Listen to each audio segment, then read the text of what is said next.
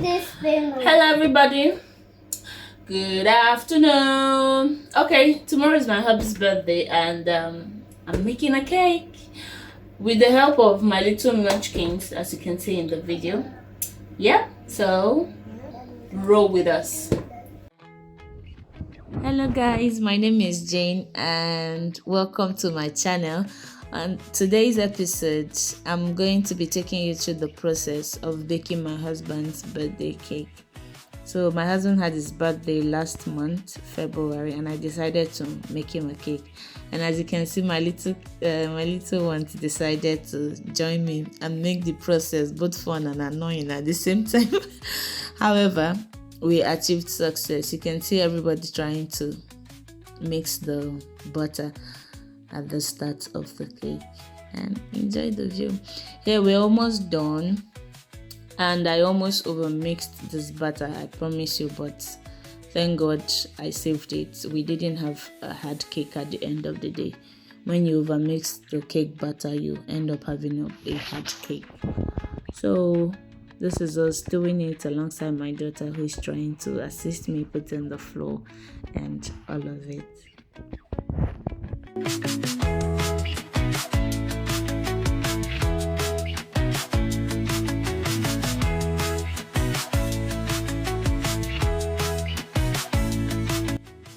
So I added the milk and gave it a final mix, and at this point the little one was becoming cranky because she was sleepy. I decided to put her on my back and continue.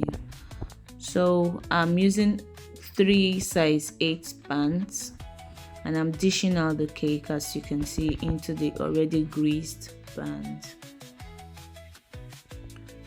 As much as you can, try to ensure that the pans have the same quantity of butter, because you're baking them at the same time. Some people use scale, but I use my eyes. I use my eyes. That's not safe though. If you're making a very large cake, that's not safe.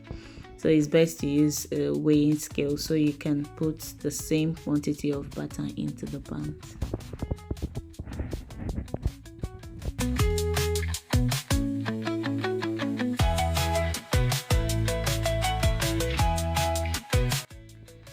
So I was done putting the butter into the pans. I tapped the bottom to get out air bubbles, and I dunked them into the oven and left it to bake. We will see the result. I had a little butter left. I decided to use this mini muffin cupcake or mini cupcake silicone tray. I popped the butter into my air fryer and I baked it. Butter cake is ready. Yep. There we go. The last bit. Pew. Mommy. So yeah. we'll let it cool down, and tomorrow we decorate. Good morning, guys. It's beautiful morning. Time to get decorated. Yeah.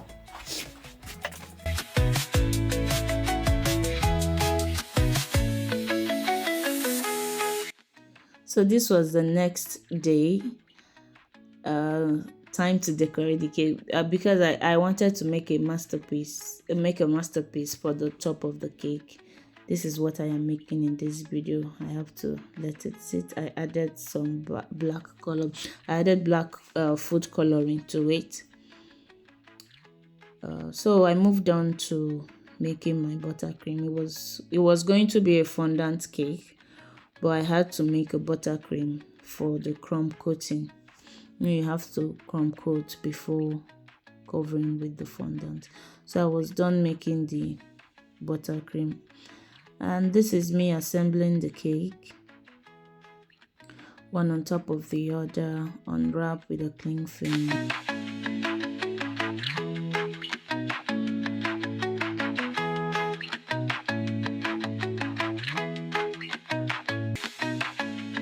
Yeah, I wasn't liking the feeling of the cake on my hand. I decided to wear a glove because the body of the cake was moist, so the particles of the cake were attaching to my hands.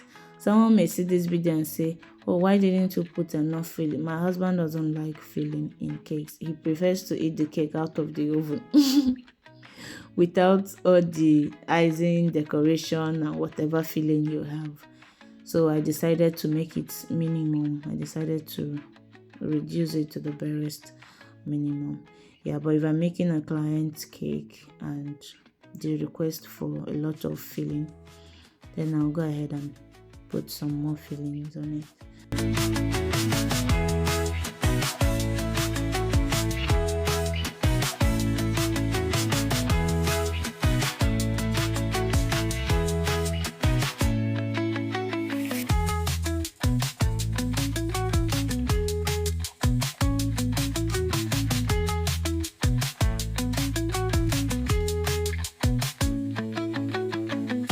I baked an extra layer of cake to add to the three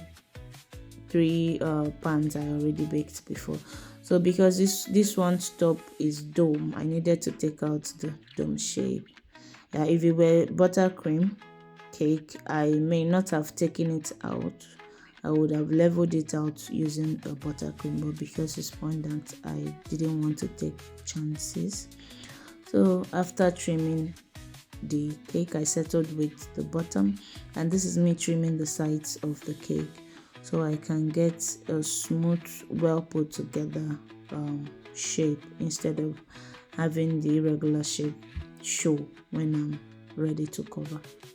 So this is me cleaning the area, not necessarily cleaning the area. I was putting a wrap to cover the surface because I didn't want the pieces of cake to be all over the place when I was done. I just needed something to cover so I can just roll it out when I was done.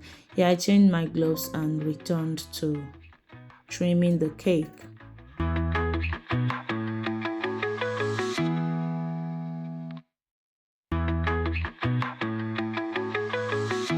I was done trimming, and this is me trying to fill in the sides with a crumb coat.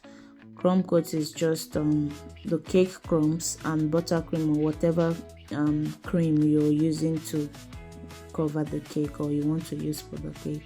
So this is me using the crumb coat to fill in the gaps. Like I said, I didn't want irregular shapes on the body of the fondant when I am done.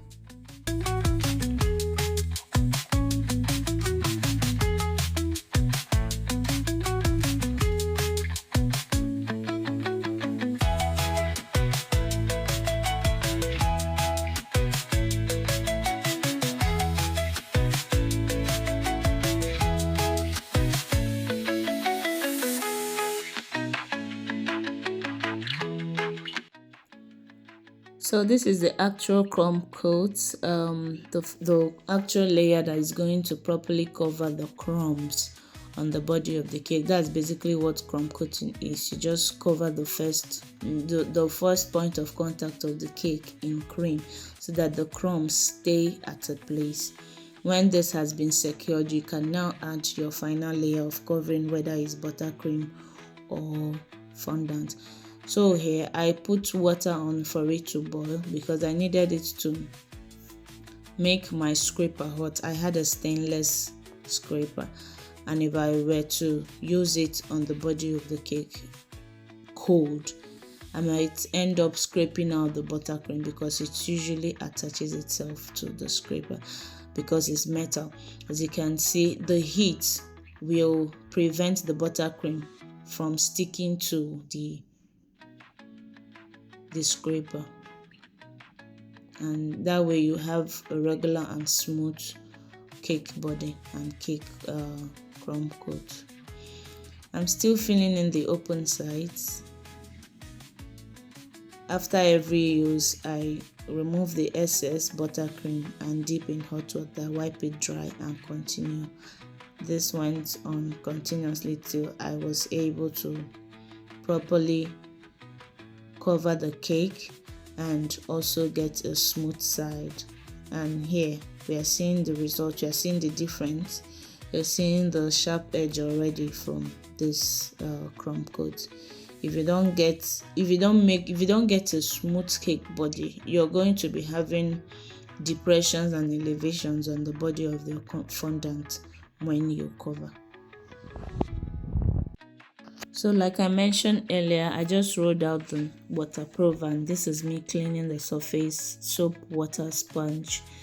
Use the paper towel to take away the soap, and then to remove the scent and probably the taste of the soap from the surface, I poured clear water and also used paper towel to wipe it dry. So after I did that, this is me rolling the fondant. At this point, I had already put the fondant on the top of the cake, remaining the sides. And as you can see, my kids are back. I wanted to finish the decoration before they woke up, but unfortunately I wasn't successful. So this is me here. Because I had a design in mind, I needed to cut out the sides of this fondant, as you can see me doing in the video. I didn't record the complete process of covering the cake in fondant, but you're going to be seeing the final product. So this is the cake I made, and in the evening we had family friends come over. A family friend and his family come over to cut the cake and share prayers with us. And this is it. Thanks for watching. I hope you enjoyed the video. Bye.